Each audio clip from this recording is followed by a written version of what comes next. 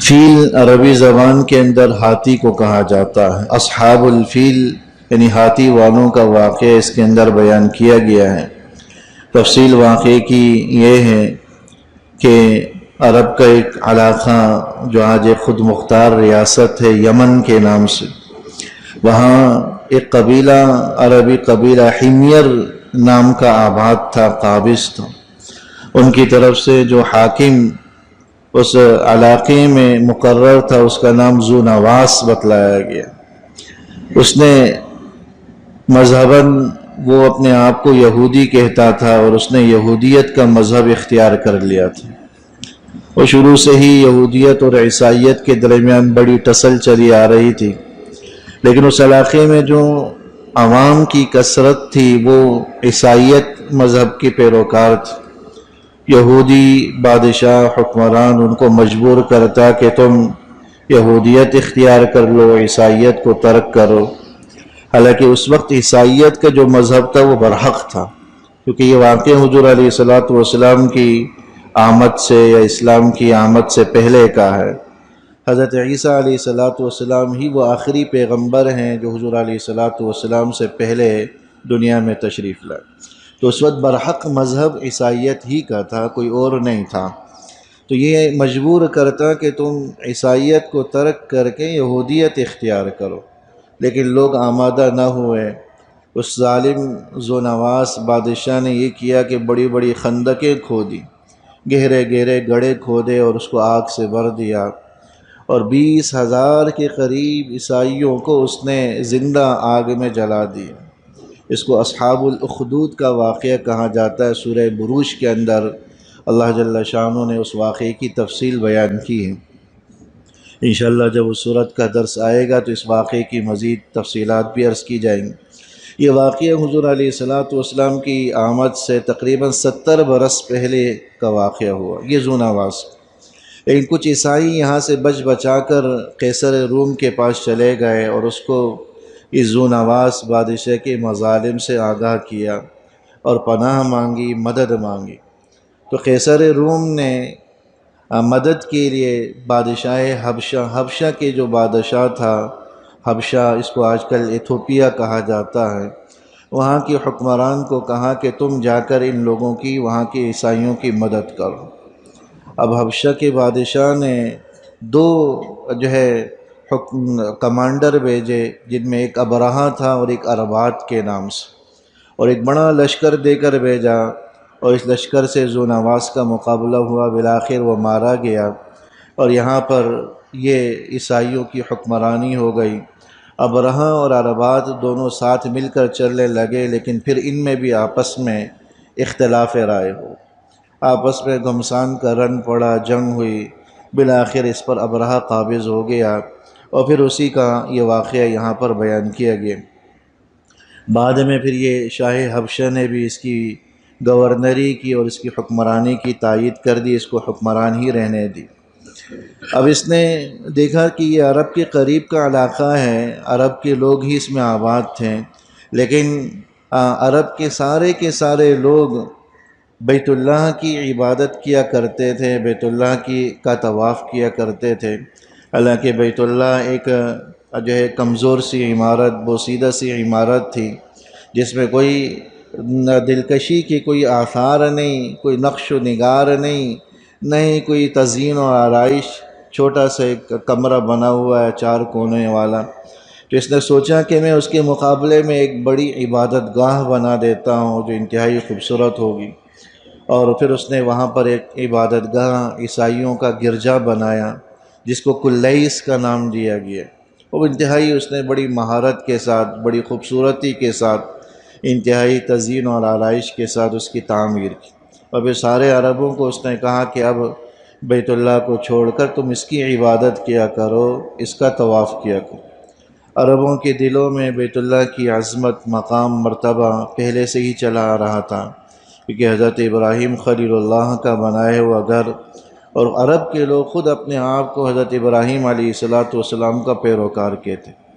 انہوں نے اس بات کو گوارا نہیں کیا، کوئی بھی اس طرف آمادہ نہیں ہوا کہ بیت اللہ کو چھوڑ کر اس کے گرجا گھر کی عبادت کرے، اس کا طواف کرے۔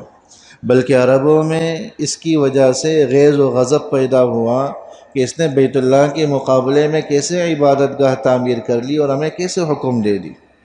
تو ایک قریش کے ایک فرد نے یہ حرکت کی کہ وہاں جا کر اس نے راتوں کو رات کی تاریکی میں جا کر غلاظت کر دی، گندگی کر دی۔ اگرچہ کوئی شرعی عمل نہیں ہے یہ کہ کسی کی عبادت گاہ کا احترام اس طرح پامال کیا جائے، نہیں، اسلامی تعلیمات ہیں۔ اسلامی تعلیمات ہمیں یہی حکم دیتی ہے کہ جو بھی جس مذہب کا پیروکار ہو، جس عبادت کو کرنے والا ہو، جس چیز کو ماننے والا ہو، وہ اپنے معاملات میں وہ آزاد ہے، نہیں ان کو تنگ کرنا، نہیں ان کی عبادت گاہوں کی بے احترامی بے اکرامی کی ہمیں اجازت ہے۔ وہ اپنی عبادات میں آزاد ہیں، اپنے معاملات میں اپنی عبادت گاہوں میں آزاد ہیں، جیسے چاہیں وہ اپنی عبادت گاہوں میں عبادت کریں، ہمیں ان کے ساتھ ظلم یا ناروا سلوک کی اجازت نہیں۔ بہرحال یہ اسلام کی آمد سے پہلے کا واقعہ ہے، تو اس نے ایک یہ حرکت کر لی۔ اور دوسری طرف ایک اور واقعہ ہوا کہ قریش ہی کا ایک قبیلہ قافلہ وہاں سے گزر رہا تھا، تو انہوں نے قافلہ والوں نے اسی عبادت گاہ کے قریب پڑاؤ ڈالا اور آگ جلائی رات کو۔ اس آگ کی کچھ چنگاریاں اٹھ کر اس عبادت گاہ میں چلی گئی اور بڑے حصے کو انہوں نے جلا کر راکھ کر دی، جس سے یہ ابرہہ بڑا غضبناک ہوا اور اس نے قسم کھا لی کہ میں ان کے عبادت گاہ کو، بیت اللہ کو گرا کر ہی رہوں گا۔ اور اس نے ایک بڑا عظیم الشان لشکر تیار کیا، جس کا تاریخ کی کتابوں میں ہے کہ 60-70 ہزار کے قریب افراد اس نے تیار کیے، اور جو بڑا اس کے استعمال کا ہاتھی تھا، جس کو محمود کا وہ نام دیا کرتا تھا، اس کو اس نے تیار کیا اور بادشاہ حبشہ سے بھی اجازت لے۔ بادشاہ حبشہ نے اس کی مدد کے لیے مزید افراد بھی بھیجے، مزید ہاتھی بھی بھیجے، تو اس کے لشکر میں تقریباً 13 کے قریب ہاتھی تھے۔ عرب کے جو علاقے ہیں ان میں ہاتھی نہیں پایا جاتا، ہاتھی کا ان علاقوں میں پایا جانا بڑا نادر سمجھا جاتا تھا، بڑا عجیب و غریب سمجھا جاتا تھا۔ تو وہ ایک بڑے بڑے ہاتھی جو ہے نا ڈیل ڈول کے ہاتھی لے کر آیا، بڑا لشکر لے کر آئے۔ نیت یہ تھی کہ بھائی انہی ہاتھیوں کے ذریعے زنجیریں باندھ کر بیت اللہ کی عمارت کے ساتھ جو ہے نا ان زنجیروں کو باندھ دیا جائے، پھر ہاتھی کے ذریعے کھینچ کر پوری عمارت کو ایک ساتھ اکھیڑ دیا جائے، منہدم کیا جائے۔ یہ اس کی نیت۔ آج جس کا استعمال بلڈوزر وغیرہ کرتے ہیں، وہ ہے کہ اسی نیت سے وہ ہاتھی کو لے کر آیا تھا۔ ادھر واقعہ یہ ہوا کہ وہ ہاتھی کو لے کر چلا۔ مینا اور مزدلفہ کے درمیان ایک وادی ہے، وادی محصر کے نام سے، وادی محصر کے نام سے، آج بھی اسی نام سے یہ وادی وہاں پر موجود ہے۔ وہاں جب یہ پہنچا تو اس نے مکے کے لوگوں کے کچھ اونٹ ضبط کر لیے اور کچھ اونٹ جو ہے نا غصب کر لیے، جن میں حضور علیہ والسلام کے دادا جناب عبد المطلب کے بھی 200 کے قریب اونٹ تھے، 200 کے قریب اونٹ تھے، وہ ضبط کر لیے، غصب کر لی۔ عبد المطلب کو ادھر پتہ چلا تو وہ ابرہہ کے پاس آئے۔ جناب عبد المطلب چہرے کے اعتبار سے انتہائی خوبصورت، بڑے وجیح، صاحب حیثیت تھے۔ وہ اس کے پاس آئے تو اتنا متاثر ہوا کہ دیکھ کر اپنے تخت سے اٹھ کھڑا ہوا اور باقاعدہ اتر کر استقبال کیا اور اپنے ساتھ ان کو بٹھایا۔ ان کی وجاہت کی وجہ سے، کیونکہ اسی نسل میں آخری پیغمبر نے آنا تھا، انہی کی اولاد میں آنا تھا، اس ذات نے آنا تھا جس کے رعب و دبدبے کو اللہ جل شانہ نے اتنا رکھا تھا کہ حضور فرماتے تھے کہ اعطیت الرعب بمسیرۃ شہر، مجھے اللہ نے اتنا رعب عطا کیا ہے کہ 1 مہینے کی مسافت بھی اگر دشمن پر ہو تو 1 مہینے کی مسافت کی دوری پر بھی اس پر میرا رعب طاری ہو جاتا، اتنا اللہ نے مجھے رعب و دبدبہ عطا کیا۔ تو بہرحال یہ وجاہت اس کے اندر بھی موجود تھی۔ وہ تخت سے اترا اور ملاقات کی اور کہا کہ کس سبب سے آنا ہوا؟ جناب عبد المطلب نے کہا کہ میں تو اس لیے آیا ہوں کہ میرے اونٹ آپ نے غصب کیے ہیں 200 کے قریب، وہ مجھے دے دیں۔ تو ابرہہ کہنے لگا کہ جب آپ آئے تھے تو میں بڑا متاثر تھا، میں یہ سوچ رہا تھا کہ آپ تو بیت اللہ کے حوالے سے، اپنی عبادت گاہ کے حوالے سے مجھ سے بات کریں گے کہ بھئی اس کو کچھ نقصان نہ پہنچاؤ، لیکن آپ نے اس کے حوالے سے بات نہیں کی اور مال کے حوالے سے بات کی۔ میرا جو ذہن یا تأثر آپ کے حوالے سے تھا وہ منہدم ہو۔ تو اس پر جناب عبد المطلب نے یہ جواب دیا کہ دیکھو میں تو اونٹوں کا مالک ہوں، لہذا مجھے تو اسی کی فکر ہے، بیت اللہ کا مالک میں نہیں ہوں، اس کا مالک کوئی اور ہے، وہی تمہیں روکے گا، وہی تمہیں روکے گا۔ بس یہ کہہ کر وہاں سے چل کھڑے ہوئے، چونکہ لشکر اتنا بڑا، عربوں کے اندر طاقت نہیں تھی کہ اس کا مقابلہ کر سکتے۔ روایات کے اندر آتا ہے کہ عبد المطلب بیت اللہ کے دروازے کے ساتھ چمٹ کر گڑ گڑا کر اس نے یہ دعائیں مانگی، اے اللہ ہمارے بس میں نہیں ہے تیرے گھر کی حفاظت، اگر یہ واقعتاً تیرا گھر ہے تو ہی تو اپنے گھر کی حفاظت کر۔ پھر قریش کو حکم دیا اس نے کہ بھائی پورے کے پورے قبیلہ مکے کی سرزمین کو خالی کریں اور دور دراز پہاڑوں میں جا کر آباد ہوں۔ ادھر وہ وادی محصر میں وہ ابرہہ قیام پذیر تھا، جو بڑا سربراہ اونٹ ہاتھی تھا، ہاتھی اب محمود نام کا، وہ ایسا بیٹھا کہ اٹھنے کا اس نے نام ہی نہیں لی۔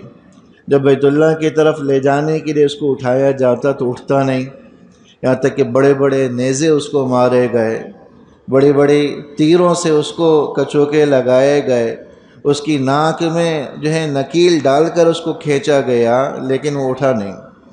کسی واپسی کی طرف اگر اس کو اٹھاتے تو چلنا شروع کر دیتا، آگے جانے کے لیے اس کو لے جاتے تو بیٹھ جاتا، اٹھنے کا نام نہیں لیتا۔ یہ اللہ کی طرف سے من جانب اللہ اس کو حکم تھا، اس کی اطاعت اس نے کی۔ اور دوسرا واقعہ معجزہ یہ ظاہر ہوا کہ سمندر کی طرف سے چھوٹے چھوٹے پرندوں کے جھنڈ اس کی طرف، اس کے لشکر کی طرف آئے، اور ان کی منہ پر اور دونوں پنجوں پر کنکر موجود تھے، جس کو قرآن کریم نے یہاں پر بیان کیا، وَأَرْسَلَ عَلَيْهِمْ طَيْرًا أَبَابِيلَ، کہ پرندوں کے جھنڈ اللہ نے اس کی طرف بھیجے۔ تین تین پتھر ہر پرندے کے جو ہے نا پاس موجود تھے، ایک چونچ میں اور دو پنجوں میں انہوں نے اٹھائے ہوئے تھے۔ وہ پتھر کوئی عام پتھر نہیں تھے، اللہ جل شانہ نے خدائی اسلحہ دے کر اسے بھیجا تھا۔ سجیل قرآن کریم نے لفظ استعمال کیا ہے، سجیل مٹی کے ایسے پتھروں کو کہا جاتا ہے جنہیں آگ میں پکا کر جو ہے نا گرم کر دیا گیا ہو، سخت کر دیا گیا ہو۔ جس طرح اینٹیں ہوتی ہیں بھٹیوں میں پکا کر اس کو سخت کر دیا جاتا ہے، ایسے ہی آگ میں پکی ہوئی مٹی جو پتھر کے کنکر تھے، پتھر کے ٹکڑے تھے، اور وہ آگ بھی کوئی معمولی آگ نہیں تھی جس پر انہیں تپایا گیا، یہ جہنم کی آگ میں اس کے تپایا گیا تھا، اور جہنم کی آگ ہزاروں ایٹم بموں سے بھی زیادہ سخت شدت رکھنے والی، گویا کہ ایٹمی بھٹیوں میں پکا کر تیار کیے ہوئے کنکر تھے، جو خدا جل شانہ نے، اللہ جل شانہ نے اسلحے کے طور پر ان پرندوں کو دیا تھا۔ اور وہ پرندے ان کے سروں کے اوپر آتے، حالانکہ سروں میں انہوں نے لوہے کی بڑی بڑی خود اور بڑی بڑی ٹوپیاں پہن رکھی تھی، لیکن اس کا اثر یہ ہوتا جیسے کنکر پھینکتے تو سر سے گھس کر پورا جسم کو چیرتے ہوئے پاؤں کے پاس سے نکل جاتے، اور پورا جسم ان کا ریزہ ریزہ ہو جاتا، چورا چورا ہو جاتا، اعضاء کٹ کٹ کر گرنے لگتے۔ یعنی وہ اثر جو ایک گولی کرتی ہے اس سے بھی کہیں زیادہ شدت کی تاثیر اللہ نے ان چھوٹے چھوٹے کنکروں میں رکھی، اور وہ کنکر بھی کوئی بڑے نہیں، روایات کے اندر آتا ہے وہ چنے کے دانے کے بقدر کنکر تھے۔ اور پرندے بھی کون سے؟ ابابیل۔ ہمارے ہاں لوگ سمجھتے ہیں کہ ابابیل شاید کسی پرندے کا نام ہے، ایک پرندے کو بھی کہتے ہیں، لیکن یہاں پر ابابیل سے مراد کوئی خاص پرندے نہیں ہیں، بلکہ یہ کبوتر سے چھوٹا اور چڑیے سے بڑا ایک پرندہ ہوا کرتا تھا، جس کی نظیر عربوں نے اس سے پہلے کبھی دیکھی نہیں۔ اللہ کے لشکروں میں سے ایک لشکر تھا جو اللہ جل شانہ نے بھیجا، یہ معروف ابابیل نام کا پرندہ نہیں۔ تو ابابیل پرندوں کے جھنڈ کو کہا جاتا۔ تو یہ انہوں نے ایسا کام کیا کہ وہ سب کے سب چورا چورا ہو گئے، ریزہ ریزہ ہو گئے۔ ابرہہ کو چونکہ زیادہ سزا دینی مقصود تھی، اس لیے وہ فی الحال نہیں مارا، بلکہ اس کو یمن کی طرف لے جایا گیا، اپنے علاقے کی طرف اس حال میں لے جایا گیا کہ اس کے جسم کا ایک ایک حصہ کٹ کٹ کر گر رہا تھا، یہاں تک کہ جب یمن پہنچا تو وہ پورا ڈھانچہ، ہڈیوں کا ڈھانچہ رہ چکا تھا، اور وہ مردہ حالت میں یمن میں پہنچا۔ یہ ابرہہ کا انجام ہوا، اس واقعے کا ذکر تھا جو اللہ جل شانہ نے اس صورت کے اندر بیان کیا۔